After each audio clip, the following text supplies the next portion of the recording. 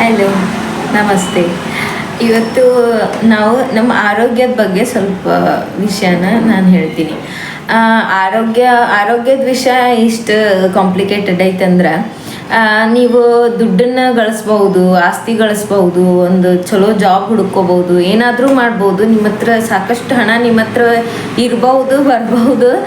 ಆದರೂ ಏನಾಗ್ತೈತಿ, ಕೆಲವೊಂದು ಟೈಮ್ನಾಗ ನಿಮ್ಮ ಹತ್ರ ಎಷ್ಟೋ ದುಡ್ಡಿದ್ರೂ ನಮ್ಮ ಆರೋಗ್ಯ ನಾವು ಕಂಡ್ಕೊಳಕ್ಕೆ ಸಾಧ್ಯ ಆಗಂಗಿಲ್ಲ.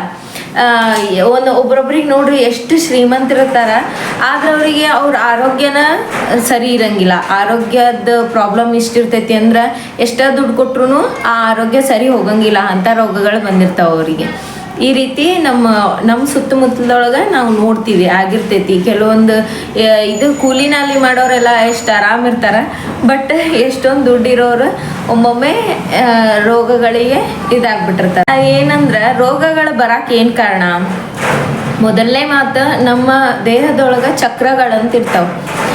ಅಂದ್ರೆ ನಮ್ಮ ಮನೆಯೊಳಗೆ ಹೆಂಗೆ ಲೈಟ್ ಇರ್ತೈತಿ, ಅದಕ್ಕಂತ ಮೇನ್ ಒಂದು ಇದನ್ನ ಮಾಡಿರ್ತೀವಿ, ಸ್ವಿಚ್ ಬೋರ್ಡ್ ಮಾಡಿರ್ತೀವಿ. ಬೆಡ್ರೂಮ್ನಾಗ ಒಂದು ಲೈಟ್, ಫ್ಯಾನ್ ಹತ್ತಕ್ಕೆ ಒಂದು ಸ್ವಿಚ್ ಬೋರ್ಡ್, ಹಾಲ್ನಾಗ ಒಂದು, ಕಿಚನ್ಯಾಗ ಒಂದು, ಆಮೇಲೆ ಎಲ್ಲ ಸೇರಿ ಹೊರಗಡೆ ಒಂದು ಮೀಟ್ರ್, ಅದಕ್ಕೊಂದು ಇದು ಅಂತ ಹೇಳೆಲ್ಲ ನಾವು ಮಾಡಿರ್ತೀವಿ. ಸೊ ಅದೇ ರೀತಿ ನಮ್ಮ ಬಾಡಿ ಒಳಗೆ ಏನಿರ್ತೈತಿ ಅಂತಂದ್ರೆ ಚಕ್ರಾಸ್ ಇರ್ತಾವೆ. ಸೊ ಚಕ್ರಾಸ್ ಇಂಬ್ಯಾಲೆನ್ಸ್ ಆದಾಗ ನಮ್ಮ ದೇಹದೊಳಗೆ ರೋಗಗಳು ಬರಕ್ಕೆ ಚಲೋ ಆಕೈತಿ. ಆ್ಯಕ್ಚುಲಿ ರೋಗಗಳು ಹೆಂಗೆ ಬರ್ತಾವಂದ್ರೆ, ನಾವು ಯಾವಾಗ ನಮ್ಮ ಎಮೋಷನ್ಸ್ನ ಕ್ಯಾರಿ ಮಾಡ್ಕೊಂತ ಹೋಗ್ತೀವಿ, ಅವಾಗ ನಮಗೆ ರೋಗಗಳು ಬರ್ತವೆ. ಇದು ಶುಗರು ಇರ್ಬೋದು, ಶುಗರ್ ಸಮೇತ ನಾವು ಯಾವಾಗ ನಮ್ಮ ಎಮೋಷನ್ ಕ್ಯಾರಿ ಹಾಕೊಂತ ಹೋಗ್ತೈತಿ, ಹಂಗಂಗೆ ನಿಮ್ಗೆ ರೋಗಗಳು ಬರ್ತವೆ. ಯಾವ ಚಕ್ರದೊಳಗೆ ನಿಮಗೆ ಬ್ಲಾಕೇಜ್ ಇರ್ತೈತಿ, ಅಲ್ಲಿದು ಸಮಸ್ಯೆ ಬರ್ತೈತಿ. ಎಕ್ಸಾಂಪಲ್, ನಮ್ದು ಇಲ್ಲೇ ಆಜ್ಞಾ ಚಕ್ರ ಇರ್ತೈತಿ. ಸೊ ಆಜ್ಞಾ ಚಕ್ರದ ಏನಾರು ಬ್ಲಾಕೇಜಸ್ ಆತಂದ್ರೆ ನಿಮ್ಗೆ ಕಣ್ಣಿನ ಸಮಸ್ಯೆ, ತಲೆ ಸಮಸ್ಯೆ, ಕಿವಿ ಸಮಸ್ಯೆ, ಬಾಯಿ ಸಮಸ್ಯೆ, ಹಿಂಗೆ ಈ ಸಮಸ್ಯೆಗಳು ಬರ್ತಾವೆ. ಹಂಗೆ ನಮ್ದು ವಿಶುದ್ಧಾನ ಚಕ್ರ, ಥೈರಾಯ್ಡ್ ಪ್ರಾಬ್ಲಮ್ ಆಗೋದು. ಆಮೇಲೆ ನಮ್ಗೆ ನಮ್ಮ ಮನಸ್ಸಿನೊಳಗಿರೋ ಮಾತನ್ನು ನಾವು ಹೇಳ್ಕೊಳಕ್ಕೆ ಆಗಂಗಿಲ್ಲ, ಜನರ ಹತ್ರ ಅದನ್ನ ಕರೆಕ್ಟಾಗಿ ಎಕ್ಸ್ಪ್ರೆಸ್ ಮಾಡೋಕ್ಕಾಗಂಗಿಲ್ಲ, ಆ ರೀತಿ. ಆಮೇಲೆ ಹಲ್ಲಿಂದು, ಬಾಯಿದು ಪ್ರಾಬ್ಲಮ್ ಆಗೋದು, ಈ ರೀತಿ. ಹಿಂಗೆ ನಮ್ದು ಅನಾಹತ ಚಕ್ರ ಏನಾದರೂ ಬ್ಲಾಕ್ ಆತಂದ್ರೆ ಏನಾಗ್ತೈತಿ, ಹಾರ್ಟಿಗೆ ಸಂಬಂಧಪಟ್ಟಂಥ ಪ್ರಾಬ್ಲಮ್ಸ್ಗಳಾಗೋದು. ಹಾರ್ಟ್ ಇದು ಸರ್ಜರಿ ಆಗೋದು, ಸ್ಟೆಂಟ್ ಹಾಕಿಸ್ಕೊಳ್ಳೋ ಅಂಥದ್ದು, ಲಂಗ್ಸಿಗೆ ಪ್ರಾಬ್ಲಮ್ ಇರೋವಂಥದ್ದು. ಈ ರೀತಿ ನಮ್ಗೆ ಈ ಏರಿಯಾದೊಳಗೆ ಪ್ರಾಬ್ಲಮ್ಸ್ ಚಾಲೂ ಆಕೈತಿ. ಆಮೇಲೆ ನಮ್ಮ ಮಣಿಪುರ ಚಕ್ರ ಬ್ಲಾಕೇಜ್ ಆದರೆ ಏನಾಗ್ತೈತಿ ಅಂದ್ರೆ, ಇದು ಚಟಗಳಿಗೆ ಯಾವಾಗ ಚಟಗಳಿಗೆ ಅವರು ಇದಿರ್ತಾರಲ್ಲ, ಅಂಥ ಟೈಮ್ನಾಗ ಅವರಿಗೆ ಮಣಿಪುರ ಚಕ್ರ ಇದಾಗಿರ್ತೈತೆ. ಆಮೇಲೆ ಇಲ್ಲಿ ಹೊಟ್ಟೆ ಸಮಸ್ಯೆ, ಎಸಿಡಿಟಿ ಆಗೋದು, ಆ ಥರದ್ದೆಲ್ಲ ಆಗ್ತೈತಿ. ಆಮೇಲೆ ನಮ್ದು ಸ್ವಾದಿಷ್ಠಾನ ಚಕ್ರ ಏನಾಗ್ತೈತೆ ಅಂದ್ರೆ, ಇದು ಹೆಣ್ಮಕ್ಳಿಗೆ ಮಕ್ಕಳಾಗದೆ ಇರುವಂಥದ್ದು. ಆಮೇಲೆ ಹೊಟ್ಟೆ ಒಳಗೆ ಪ್ರಾಬ್ಲಮ್, ಲಿವರ್, ಕಿಡ್ನಿ, ಈ ಥರದ್ದೆಲ್ಲ ಪ್ರಾಬ್ಲಮ್ಸ್ ಆಗ್ತೈತಿ.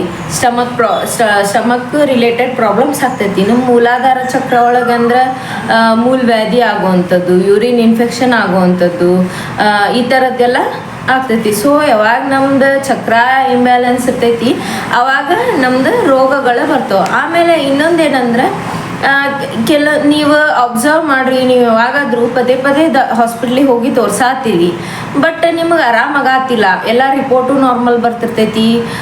ಇಲ್ಲಾಂದ್ರೆ ಅವ್ರು ನಿಮ್ಗೇನೋ, ನೀವು ಒಂದು ಸತಿ ಬಿಟ್ಟು 2 ಸತಿ ಹೋದಾಗ ಡಾಕ್ಟರ್ಸ್ ಏನು ಮಾಡ್ತಾರಂದ್ರೆ, ಆಲ್ಮೋಸ್ಟ್ ನಿಮ್ಗೆ ಒಂದು ಟಾನಿಕಿಂದ ಟ್ಯಾಬ್ಲೆಟೋ ಏನೋ ಕೊಟ್ಟು ಕಳಿಸ್ತಾರ. ಅಂದ್ರೆ ಹೆಂಗಿರ್ತೈತೆ ಅಂದ್ರೆ, ಡಾಕ್ಟರ್ಸ್ ಕೊಡೋ ಟ್ಯಾಬ್ಲೆಟ್ಸ್ನು ನೀವು ಅಷ್ಟೇ ನಂಬಿಕೆಯನ್ನು ತೊಗೊಂಡಾಗ ಮಾತ್ರ ನಿಮ್ಗೆ ಆರಾಮಾಗ್ತೈತಿ. ಆ ಥರದ್ದು ಯಾವುದೂ ಇದನ್ನು ಕಂಡು ಹಿಡ್ದಿಲ್ಲ, ಅದು ನಿಮ್ಗೆ ಆರಾಮ ಮಾಡೋ ಹಂಗೆ. ಅದಕ್ಕೆ ಹಿಂಗೆ ಆರಾಮ ಆಗ್ತೈತಿ ಅಂದ್ಕೊಂಡು ತೊಗೊಂಡಾಗ ಮಾತ್ರ ನಿಮ್ಗೆ ಆರಾಮಾಗ್ತೈತೆ ಅದು. ಆಮೇಲೆ ನೀವು ಪ್ರಾಣಿಗಳನ್ನೆಲ್ಲ ನೋಡ್ರಿ, ಅವ್ರಿಗೆ ಯಾವ ಟ್ರೀಟ್ಮೆಂಟ್ ಕೊಡ್ತಾರೆ? ಬೀದಿಯೊಳಗೆಲ್ಲ ಓಡಾಡೋ ಪ್ರಾಣಿಗಳಿಗೆ ಟ್ರೀಟ್ಮೆಂಟ್ ಯಾರು ಕೊಡ್ತಾರೆ, ಯಾರು ಇದು ಮಾಡ್ತಾರೆ? ಆಮೇಲೆ ಅವು ಡೆಲಿವರಿ, ಅವ್ರದ್ದು ಡೆಲಿವರಿ ಆಗ್ತೈತಿ. ಆ ಟೈಮ್ನಾಗ ಅದನ್ನು ಮಗುನ ಯಾರು ಬೆಚ್ಚಗಿಟ್ಟಿರ್ತಾರೆ, ಅವನ್ನ ಯಾರು ಬೆಚ್ಚಗಿಟ್ಟಿರ್ತಾರೆ ಅಂದರೂ ಅವೆಲ್ಲ ಹೀಲ್ ಆಗ್ತಾವೆ. ಅಂದ್ರೆ ಬರೀ ಪ್ರಾಣಿಗಳಿಗೆ ಅಷ್ಟೇ ಅಲ್ಲ, ಮನುಷ್ಯನಿಗೂ ಆ ಥರದ್ದೊಂದು ಶಕ್ತಿ ಐತಿ. ನಿಮ್ಗೆ ಹೇಳ್ತೀನಿ ನಾನು. ಈಗ ನೋಡ್ರಿ, ಎಕ್ಸಾಂಪಲಿಗೆ ನಾನೇ ಇಲ್ಲಿ ಕಟ್ ಮಾಡ್ಕೊಂಡೀನಿ ಕೈನ, ನಿಮ್ಗೆ ಕಾಣಿಸಾತಿದೆ ಇದೀಗ ಕಟ್ ಮಾಡ್ಕೊಂಡೀನಿ. ಇದು ಬೆಳಗ್ಗೆ ನಾ ಕಟ್ ಮಾಡ್ಕೊಂಡೀನಿ. ಆ್ಯಕ್ಚುಲಿ ಇದೇನಾಗ್ತೈತಿ, ಹಿಂಗೆ ಇರ್ತೈತ ಇದು. ಆಮೇಲೆ ನಾ ಕಟ್ ಮಾಡ್ಕೊಂಡ ತಕ್ಷಣ ನಂಗೆ ಬ್ಲಡ್ ಬಂತು ಆದ್ರೆ ಆ ಬ್ಲಡ್ ನಾನ್ ಸ್ಟಾಪ್ ಹಂಗೆ ಬರ್ತಾನೆ ಇತ್ತಾ ಇಲ್ಲ, ಯಾವುದೇ ಭಾಗಕ್ಕೆ ನಮಗೆ ನೋವಾಗಲಿ ಯಾವುದೇ ಭಾಗ ಕಟ್ಟಾಗಲಿ ಬ್ಲಡ್ ಬರ್ತೈತಿ ಆ ಜಾಗದಿಂದ. ಆದ್ರೆ ಒಂದು ಸಮಯ ಆದ ತಕ್ಷಣ ಅದು ಎಷ್ಟು ಜಾಸ್ತಿ ಬ್ಲಡ್ ಹೋದ್ರೂ ಆಮ್ಯಾಗ ಅದು ಸ್ಟಾಪ್ ಆಗ್ತೈತಿ. ದೇಹದೊಳಗಿಂದ ಎಲ್ಲ ಬ್ಲಡ್ ಹೋಗಂಗಿಲ್ಲ. ಹೆಂಗೆ ನೀವು ನಳ ಚಾಲು ಮಾಡಿ ಇಟ್ಕೊ ಮೇಲೆ ನಿಮ್ಮ ಟ್ಯಾಂಕಿ ಒಳಗೆ ನೀರೆಲ್ಲ ಖಾಲಿ ಆಗ್ತೈತಿ, ಈ ಥರ ನಮ್ಗೆ ಎಲ್ಲೂ ಬ್ಲಡ್ ಹೋಗಂಗಿಲ್ಲ. ಎಲ್ಲಾದರೂ ನಾವು ಕಟ್ ಮಾಡ್ಕೊಂಡ್ರೆ ಅಥವಾ ಏನಾದರೂ ಆದ್ರೆ ನಮ್ದು ಕೈ ಕಟ್ಟಾದ್ರೂ ಸಮೇತ ಅಷ್ಟು ಬ್ಲಡ್ ಹೋಗಂಗಿಲ್ಲ. ಅದೇನಾಗ್ತೈತಿ ಒಂದು ಲೆವೆಲ್ಲಿಗೆ ಅದು ಬ್ಲಡ್ ಹೋಗಿ ಆಮೇಲೆ ಅದು ಸ್ಟಾಪ್ ಆಗ್ತೈತಿ. ಸೊ ಹಿಂಗೆ ನಿಮ್ಗೆ ಏನಾಗ್ತೈತಿ ಅಂದ್ರೆ ಬಾಡಿ ಅದಕ್ಕೆ ಗೊತ್ತೈತಿ ಏನೇನು ಅಂದ್ರೆ ಗೊತ್ತೈತಿ ಅನ್ನೋಕ್ಕಿಂತ ದೇವರದ್ನೆಲ್ಲ ನಮ್ಗೆ ಹಾಕಿ ಕಳ್ಸ್ಯಾನ. ಯಾವಾಗ ಏನೇನು ನಾವು ಹೀಲ್ ಮಾಡ್ಕೋಬೇಕು, ಯಾವ ಟೈಮ್ನಾಗ ನಮ್ಗೆ ಅದು ಅವಶ್ಯಕತೆ ಐತಿ, ಯಾವಾಗಿಲ್ಲ, ಆರಾಮಿಲ್ಲ ಅಂದ್ರೆ ಹೆಂಗೆ ಆರಾಮ ಮಾಡ್ಕೋಬೇಕು ಅನ್ನೋದ್ರದ್ದು. ಈಗ ಇದು ಹಿಂಗಾದ್ಮೇಲೆ ಇಷ್ಟಾದ್ಮೇಲೆ ಈಗ ಒಂದು ಎಲ್ಲೋ ನೋವು ಮಾಡ್ಕೊತೀರಿ, ಅದು ಬ್ಲಡ್ ಬರ್ತೈತಿ. ಆಮ್ಯಾಗ ಅದನ್ನ ನೀವು ಒಂದು ಆಯಿಂಟ್ಮೆಂಟ್ ಹಚ್ಚ್ದೇ ಇರ್ರಿ, ಏನೇ ಮಾಡ್ರಿ, ಅದು ಒಂದು 2-3 ದಿನ ಆದ್ಮೇಲೆ ಅದ್ರ ಮೇಲೆ ಒಂದು ಬ್ಲ್ಯಾಕ್ ಕಲರ್ ಲೇಯರ್ ಬರ್ತೈತಿ. ಆ ಲೇಯರ್ ಹೆಂಗೆ ಬಂತು ನಿಮ್ಗೆ ಯಾವಾಗಾರು ಯೋಚನೆ ಮಾಡಿರಿ? ಈ ಲೇಯರ್ ಹೆಂಗೆ ಬರಕ್ಕೆ ಸಾಧ್ಯ ಅಂದ್ರೆ ಆ ಲೇಯರ್ ಬಂದಾದ್ಮೇಲೆ ಆ ಲೇಯರ್ ಹೋದ್ಮೇಲೆ ವೈಟ್ ಕಲರ್ ಚರ್ಮ ಬರ್ತೈತಿ. ಫಸ್ಟಿಗೆ ಫುಲ್ ವೈಟ್ ಕಲರ್ ಚರ್ಮ ಕಾಣ್ತೈತಿ ನಿಮ್ಗೆ ಆ ಲೇಯರ್ ಹೋದ ತಕ್ಷಣ. ಆಮೇಲೆ ಅದು ನಾರ್ಮಲಿಗೆ ಆಗ್ತೈತಿ ಅಲ್ಲ. ಇದನ್ನ ಯಾವಾಗಾರು ಯೋಚನೆ ಮಾಡಿರಿ ಇದೆಲ್ಲ ಹೆಂಗೆ ಸಾಧ್ಯ ಆಗತೈತಿ ಅಂತೇಳಿ? ಯಾಕಂದ್ರೆ ದೇವ್ರು ನಮಗೆ ಆಲ್ರೆಡಿ ಕೊಟ್ಟಾನ. ನಮ್ಗೆ ಏನ ಆಗಿದ್ರು ಅದನ್ನ ಆರಾಮ್ ಮಾಡ್ಕೊಳಕ್ ದೇವ್ರು ನಮ್ಗೆ ಆಲ್ರೆಡಿ ಒಳಗೊಂದು ಶಕ್ತಿ ಕೊಟ್ಟಾನ. ಸೊ ಅದನ್ನ ನಾವು ಯೂಟಿಲೈಸ್ ಮಾಡ್ಕೋಬೇಕಷ್ಟ. ಕೆಲವೊಬ್ರಂತೂ ನೋಡ್ರಿ ಇನ್ನೂ ಏನೂ ಆಗಿರಂಗಿಲ್ಲ, ಸಣ್ಣ ವಿಷಯಗಳಿರ್ತಾವೆ ಹಾಸ್ಪಿಟ್ಲಿಗೆ ಹೋಗ್ತಾರ. ಮತ್ತು ಅಲ್ಲೇ ಡಾಕ್ಟ್ರ್ ಹೇಳಿದ್ರು ಕೇಳಂಗಿಲ್ಲ. ಅವ್ರು ಒಂದು ಸಣ್ಣ ಮೈಕೆ ನೋವಾದರೂ ಹಾಸ್ಪಿಟ್ಲಿಗೆ ಹೋಗ್ತಾರ. ಆಮೇಲೆ ಇನ್ನೊಂದು ಎಕ್ಸಾಂಪಲ್ ಏನು ಕೊಡ್ತೀನಿ ಅಂದ್ರೆ, ನಿಮ್ಗೆ ಬೆಳಗ್ಗೆಯಿಂದ ಈವ್ನಿಂಗ್ ತನಕ ಎಷ್ಟು ಕೆಲಸ ಮಾಡಿರ್ತೀರಿ, ಫುಲ್ ಟಯರ್ಡ್ ಆಗಿರ್ತೀರಿ, ಎಷ್ಟು ತ್ರಾಸ ಆಗಿರ್ತೈತಿ. ಅದು ನೀವು ರಾತ್ರಿ ಮಲ್ಕೊಂಡು ಬೆಳಗ್ಗೆ ಎದ್ದ ತಕ್ಷಣ ನಿಮ್ಗೆ ಎಷ್ಟು ಫ್ರೆಶ್ ಅನಿಸ್ತೈತಿ. ನಿಮ್ಗೆ ನಿನ್ನೆ ಆಗಿದ್ರದ್ದು ತ್ರಾಸ ಗೀಸ್ ಎಲ್ಲ ಏನು ನಿಮ್ಗೆ ಅನ್ಸಂಗೆ ಇಲ್ಲ. ಮತ್ತು ಬೆಳಗ್ಗೆ ರೆಡಿ ಆಗಿಬಿಡ್ತೀರಿ ನೀವು ನಿಮ್ದೆಲ್ಲ ಮತ್ತೆ ಕೆಲಸ ಮಾಡಕ್ಕೆ. ಅದನ್ನು ನೀವು ಒಬ್ಸರ್ವ್ ಮಾಡಿರೇನ, ರಾತ್ರಿ ನನ್ಗೆ ಇಷ್ಟು ಟಯರ್ಡಾಗಿ ಮಕ್ಕೊಂಡಿದ್ದೆ, ಹೆಂಗೆ ನಂಗೆ ಬೆಳಿಗ್ಗೆ ಎನರ್ಜಿ ಬಂತಂತೆ. ಇದೆಲ್ಲ ನಮ್ಮ ಬಾಡಿಗೆ ದೇವರು ಕೊಟ್ಟಾನ, ಎಲ್ಲನೂ ಕೊಟ್ಟಾನ ದೇವರು ವರಾನ. ಆಮೇಲೆ ಈಗ ಡಾಕ್ಟರ್ ಮೆಡಿಸನ್ ಇದೆಲ್ಲ ಬಂದೈತಿ. ನಮ್ಮ ಅಜ್ಜಿ ಕಾಲದಾಗ ಎಲ್ಲಿತ್ತು, ನಮ್ಮ ಅಜ್ಜಿನ ನಂಗೆ ಅಂತಿದ್ರ ನನ್ನ ಮಗಗ, ನೀವು ನೆಗಡಿ ಬಂದ ತಕ್ಷಣ ದವಾಖಾನೆ ಕರ್ಕೊಂಡು ಹೋಗ್ಬಿಡ್ತಿರ್ವಾ, ಸ್ವಲ್ಪ ತುಳಸಿ ನೀರು ಅದು ಎಲ್ಲ ಕಷಾಯ ಅದೆಲ್ಲ ಮಾಡಿ ಕೊಡಂಗೆ ಅಲ್ಲ ನೀವು ಅಂತಂದು ಹೇಳಿ ನಮ್ಮ ಅಜ್ಜಿನ ನನ್ಗೆ ಅಂತಿದ್ರ. ಆಮೇಲೆ ಮೊನ್ನೆ ನೋಡ್ರಿ ನಮ್ಮ ತಮ್ಮನ ಹೆಂಡತಿ ಫುಲ್ ನೆಗಡಿ ಬಂದಿದ್ದಕ್ಕಿಗೆ ನಮ್ಮ ಕಡೆ ಎಲ್ಲ ಮೆಣಸು ಕಡಬು ಅಂತ ಮಾಡ್ತಾರೆ, ಮೆಣಸು ಬೆಲ್ಲ ಎಲ್ಲ ಹಾಕಿ.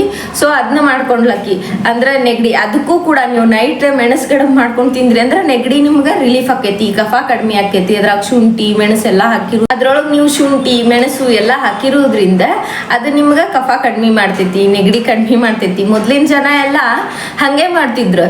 ಆದ್ರೆ ಈಗ ಹಂಗಲ್ಲ, ಎಲ್ಲರೂ ಒಂದು ಸಣ್ಣ ವಿಷಯ ಆಗಿರಂಗಿಲ್ಲ ಆಗ್ಲೇ ಹಾಸ್ಪಿಟ್ಲಿಗೆ ಹೋಗ್ಬಿಡೋದು. ಸಣ್ಣದ ನಮ್ಮ ಮನೆಯೊಳಗೆ ನಾನು ಎಕ್ಸಾಂಪಲ್ ಕೊಡ್ತೀನಿ. ನಮ್ಮ ದೊಡ್ಡಪ್ಪ ಇದ್ದಾರೆ, ಅವ್ರಿಗೆ ಯಾವತ್ತೂ ಒಂದು ನೆಗಡಿ ಜ್ವರ ಏನೂ ಬರಂಗಿಲ್ಲ. ಅವರು ಯಾವಾಗೂ ಹಾಸ್ಪಿಟ್ಲಿಗೆ ಹೋಗಂಗಿಲ್ಲ. ಆಮೇಲೆ ಒಂದು ಶುಗರ್ BP ಇಂಥ ಇಷ್ಟು ಜನ ಈಗ ಶುಗರ್ BP ಅಂತ ಹೇಳಿ ಒದ್ದಾಡೋ ಹೊತ್ತಿನೊಳಗೂ ನಮ್ಮ ದೊಡ್ಡಪ್ಪನಿಗೆ ಈಗ ಆಲ್ಮೋಸ್ಟ್ ಅವರು 70 ಸಮೀಪ ಅದಾರ. ಅವ್ರು ತೆಳ್ಳಗೆ ಒಂದು ಸತಿ ಬೇಕಿದ್ರೆ ಅವ್ರದ್ದು ಫೋಟೋನು ನಾನು ನಿಮಗೆ ಹಾಕ್ತೀನಿ. ತೆಳ್ಳಗೆ ಹೆಂಗದಾರ ಅವ್ರು. ಆಮೇಲೆ ಅವ್ರು ಡ್ರಿಂಕ್ಸ್ ಮಾಡ್ತಿದ್ರು, ಅದು ಹೆವಿ ಡ್ರಿಂಕ್ಸ್ ಮಾಡ್ತಿದ್ರು ಅವ್ರು. ಆದರೂ ಅವ್ರಿಗೆ ಯಾವತ್ತೂ ನೆಗಡಿ ಜ್ವರ ಗಿರ ಅವ್ರಿಗೆ ಗೊತ್ತೇ ಇಲ್ಲ. ಆಮೇಲೆ ಏನಂದ್ರೆ ಅವ್ರು ಯಾವತ್ತೂ ಥಂಡಿ ಒಳಗೆ ಸ್ವೆಟರ್ ಹಾಕ್ಕೊಳಂಗಿಲ್ಲ, ಸ್ವೆಟರ್ ಹಾಕ್ಕೊಲಾರ್ದಂಗನ ಇರ್ತಾರ. ಎಷ್ಟೋ ಜನ ನೋಡ್ರಿ ನೀವು ಹಳ್ಳಿ ಒಳಗೆ ಸ್ವೆಟರ್ ಹಾಕ್ಕೊಳಂಗಿಲ್ಲ ಅವ್ರು. ಇಲ್ಲೇ ನಾವು ಸಿಟಿ ಒಳಗೆ ಮನೆಯೊಳಗೆ ಚಪ್ಪಲ್ ಹಾಕೊಂಡು ಅಡ್ಡಾಡ್ತೀವಿ. ಮತ್ತು ಏನು ಮಾಡ್ತೀವಿ ಅಂತಂದ್ರೆ ಸ್ವಲ್ಪ ಮಳೆ ಬಂದ ತಕ್ಷಣ ಇದನ್ನ ಸ್ವೆಟರ್ ಹಾಕ್ಕೊಳ್ತೀವಿ, ಥಂಡಿ ಬಿಟ್ಟ ತಕ್ಷಣ ಸ್ವೆಟರು ಕ್ಯಾಪ್ ಓದಿಲ್ಲ. ಅಂದ್ರೆ ಮಕ್ಕಳಿಗೆ ನಾವೇ ಕಲ್ಸಾತ್ತೀವಿ. ನಾವು ಕಲಿಸ್ಬೇಕು ಮಕ್ಕಳಿಗೆ ಏನಂದ್ರೆ ಸ್ಟ್ರಾಂಗ್ ಆಗಿರೋದನ್ನ. ಮಳೆ ಬಂದ ತಕ್ಷಣ ಅವಕ್ಕೊಂದೇನೋ ಇದನ್ನ ಮಾಡ್ಬಿಡೋದು ಗೊತ್ತಾಗ್ಲಿ ಮಕ್ಕಳಿಗೆ. ಮಳೆಯೊಳಗೆ ನೆನೀಲಿ, ಮಳೆ ಒಳಗೂ ಒಂದು ಎನರ್ಜಿ ಇರ್ತೈತಿ, ಪ್ರಕೃತಿ ಒಳಗೆ ಎಲ್ಲ ಥರದ್ದು ಇದೂ ಇರ್ತೈತಿ. ಯಾಕೆ ನಮ್ಮ ವೆದರ್ ಯಾಕೆ ಚೇಂಜ್ ಆಗ್ತೈತಿ, ಎಲ್ಲದ್ರದ್ದು ನಮ್ಗೆ ಚರ್ಮಕ್ಕೆ ಅವಶ್ಯಕತೆ ಐತಿ. ಹಾಗಾಗಿ ಎಲ್ಲ ವೆದರ್ನು ಅದು ಇದನ್ನ ಮಾಡ್ಕೊಳಕ್ಕೆ ಕೊಡ್ರಿ ಮಗುವಿಗೆ. ಅದಕ್ಕೆ ಒಂದು ಸ್ವಲ್ಪ ಆಟ ಆಡಕ್ಕೆ ಬಿಡ್ರಿ, ಅದಕ್ಕೆ ಕೆಳಗೆ ಮಣ್ಣೊಳಗೆಲ್ಲ ಹೋಗಿ ಆಡಲಿ. ಆಮೇಲೆ ಓಡಾತೈತಂದ್ರೆ ಓಡುವಾಗ ಬೀಳ್ತಾನ ಅಂತ ನೀವು ಅನ್ಕೊಳಕ್ಕೆ ಹೋಗ್ಬೇಡ್ರಿ. ಬಿದ್ದರೂ ಗೊತ್ತಾಕೈತೆ ಆ ಮಗುಗ, ನಾ ಇಷ್ಟು ಜೋರು ಓಡಿದ್ರೆ ಬೀಳ್ತೀನಿ ಅಂತ ಹೇಳಿ. ನೀವಾಗಲೇ ಹೇಳಿದ್ರಂದ್ರೆ ಆ ಮಗು ಗೊತ್ತಾಗಿಲ್ಲ. ಹಾಗಾಗಿ ಅದ ಹೋಗ್ಲಿ, ಪ್ರೊಟೆಕ್ಟ್ ಆಗಿ ಇರ್ರಿ. ಆದ್ರೆ ಎಷ್ಟು ಅಷ್ಟ ಅತಿ ಪರಿ ಮಗುನ ಎತ್ಕೊಂಡ ಇರ್ತೀನಿ, ಕೆಳಗ ಬಿಡಂಗಿಲ್ಲ ಅಂದ್ರೆ ಅದು ಬೆಳಿಬೇಕು ಹೆಂಗೆ, ಅದಕ್ಕೆ ಹೆಂಗೆ ಗೊತ್ತಾಗ್ಬೇಕು ಎಲ್ಲಾನು. ಅವಾಗ ಹುಟ್ಟಿರೋ ಮಗು ಅಂತೂ 1-2 ವರ್ಷದ ಮಗು, ಅದ್ರ ಕಲರ್ ಅದು ಎಲ್ಲ ನೋಡಿ ಅದು ಮುಟ್ಟಬೇಕು, ಎಲ್ಲ ಮಾಡ್ಬೇಕು. ಅದು ಮಾಡಿದಾಗಲ್ಲ ಅದಕ್ಕೆ ಗ್ರೋತ್ ಆಗೋದು, ಅದಕ್ಕೆ ಗೊತ್ತಾಗೋದು. ಇಲ್ಲಾಂದ್ರೆ ಹೆಂಗೆ ಗೊತ್ತಾಕೈತೆ ಅದಕ್ಕೆ. ಕೆಲವೊಂದು ತಾಯಂದ್ರೆ ಈ ಥರದ್ದು ಮಾಡ್ತಾರ. ಆಮೇಲೆ ಆರೋಗ್ಯದ ವಿಷಯ ಏನಂದ್ರೆ, ಫಸ್ಟ್ ಪದೇ ನೀವು ಹಾಸ್ಪಿಟ್ಲಿಗೆ ಹೋಗಿ ನಿಮ್ಗೆ ಆರಾಮಾಗತ್ತಿಲ್ಲ, ಏನೋ ಪ್ರಾಬ್ಲಮ್ ಆಗತ್ತೈತಿ ನಿಮ್ಗಂದ್ರೆ ಎಮೋಷ್ನಲಿ ಏನಾದ್ರು ಪ್ರಾಬ್ಲಮ್ ಆಗಿರ್ತೈತಿ. ರಿಲೇಷನ್ಶಿಪ್ನಾಗ ಆಗಿರಬಹುದು, ಇಲ್ಲ ಅಂತಂದ್ರೆ ನೀವೇನಾದ್ರು ಭಾಳ ಸ್ಟ್ರೆಸ್ ತಗೋತಿರ್ಬಹುದು, ಭಾಳ ಯೋಚನೆ ಮಾಡ್ತಿರ್ಬಹುದು, ರಾತ್ರಿ ನಿದ್ದೆ ಮಾಡ್ಲಾರ್ದಂಗೆ ಇರುವುದು, ಇವೆಲ್ಲ ಅದಾವಲ್ಲ. ಈ ರೀತಿ ನೀವು ಮಾಡಿದ್ರಿ ಅಂತಂದ್ರೆ ಆಟೋಮೆಟಿಕ್ಲಿ ನಿಮ್ಗೆ ಆರಾಮಿಲ್ಲಾರ್ದಂಗೆ ಆಕೈತಿ. ನೆಗಡಿ ಬರೋದು, ಜ್ವರ ಬರೋದು, ಆಮೇಲೆ ಮತ್ತೇನೋ ಬೇರೆ ಪ್ರಾಬ್ಲಮ್ ಬರೋದು, ಈ ಥರ ಎಲ್ಲ ನಿಮ್ಗೆ ಆಕೈತಿ. ಸೊ ಕಾಮನ್ ಆಗಿ ವೆದರ್ ಚೇಂಜ್ ಆದಾಗ ಎಲ್ಲರಿಗೂ ನೆಗಡಿ ಜ್ವರ ಬರ್ತೈತಿ. ಅದಕ್ಕೆ ಸಣ್ಣ ಒಂದು ಔಷಧ ತೊಗೊಂಡು ಇದು ಮಾಡ್ಕೊಳ್ರಿ. ಅದನ್ನು ಬಿಟ್ಟು ಅದ್ರ ಹೊರತಾಗಿ ನಿಮ್ಗೆ ಪದೇ ನೀವು ಹಾಸ್ಪಿಟ್ಲಿಗೆ ಹೊಂಟಿರಿ, ಪದೇ ನಿಮ್ಗೆ ಇದು ತ್ರಾಸ ಆಗತೈತಿ ಅಂದ್ರೆ ಇಟ್ಸ್ ನಾಟ್ ಗುಡ್. ಇದು ಏನಾಗತೈತಿ ಅಂದ್ರೆ ಬರೀ ನಿಮ್ಮ ಬಾಡಿ ಅಲ್ಲ, ನಿಮ್ಮ ಮಾನಸಿಕ ಸ್ಥಿತಿನೂ ಸರಿ ಇಲ್ಲ. ಅಂದ್ರೆ ಮಾನಸಿಕ ಸ್ಥಿತಿ ಅಂದ್ರೆ ನೀವು ಅತಿ ಪರಿ ಏನೋ ಯೋಚನೆ ಮಾಡತ್ತೀರಿ, ಈ ರೀತಿ ಏನೋ ಪ್ರಾಬ್ಲಮ್ ಆಗಾಕತ್ತೈತಿ ಅಂದಂಗೆ. ಸೊ ಇಂಥ ಪ್ರಾಬ್ಲಮ್ಗಳನ್ನ ನೀವು ರೇಖೆ ಮೂಲಕ ಹೀಲ್ ಮಾಡ್ಕೋಬಹುದು. ನಿಮ್ಗೆ ರೇಖೆಯಿಂದ ಇದು ಸಾಧ್ಯ ಐತಿ. ರೇಖೆಯಿಂದ ಅಟ್ಲೀಸ್ಟ್ ನಿಮ್ಗೆ ಆಗತ್ತಿರೋ ಪ್ರಾಬ್ಲಮ್ನಾರು ನೀವು ಸೆನ್ಸ್ ಮಾಡ್ಬೋದು, ಎದಕ್ಕೆ ಆಗತ್ತೈತಿ ಏನಿಲ್ಲ ಅಂಥೇಳಿ. ಆಮೇಲೆ ಆ ಜಾಗಕ್ಕೆ ನೀವು ರೇಖೆ ಎನರ್ಜಿನ ಕಳಿಸ್ಬೋದು, ಅದರಿಂದ ನೀವು ಹೀಲ್ ಆಗ್ತೀರಿ, ನಿಮ್ಗೆ ಆರಾಮ್ ಅನ್ನಿಸ್ತೈತಿ. ಆ ಥರ ಎಲ್ಲ ನೀವು ಮಾಡ್ಕೊಂಡಾಗ ನಿಮ್ಗೆ ಜ್ವರ ಬಂದಾಗ ಟ್ಯಾಬ್ಲೆಟ್ ತೊಗೊಳೋದ್ರ ಜೊತೆಗೆ ನೀವು ರೇಖೆ ಮಾಡ್ಕೊಂಡ್ರಿ ಅಂದ್ರೆ 2 ಟ್ಯಾಬ್ಲೆಟಿಗೆ ಆರಾಮಾಗೋರಿದ್ರಿ ಅಂದ್ರೆ 1 ಟ್ಯಾಬ್ಲೆಟಿಗೆ ಆರಾಮಾಕಿರಿ. ಹಿಂಗೆ ಆಕೈತಿ. ಟ್ಯಾಬ್ಲೆಟ್ನ ಬಿಟ್ಟು ಬರೀ ಇದನ್ನ ಮಾಡ್ಬೇಕಂತಿಲ್ಲ, ಬಟ್ ಅದ್ರ ಜೊತೆ ನೀವು ಇದನ್ನ ತೊಗೋಬೇಕು. ಕಂಟಿನ್ಯೂ ಇದನ್ನು ಮಾಡೋದ್ರಿಂದ ನೀವು ಟ್ಯಾಬ್ಲೆಟ್ ತೊಗೊಳ್ಳೋವಂಥ ಅವಶ್ಯಕತೆ ಬರ್ದೇನೂ ಇರಬಹುದು. ಈ ಥರನೂ ಎಕ್ಸಾಂಪಲ್ಸ್ ಅದಾವು. ಅದಕ್ಕೆ ನೋಡ್ರಿ,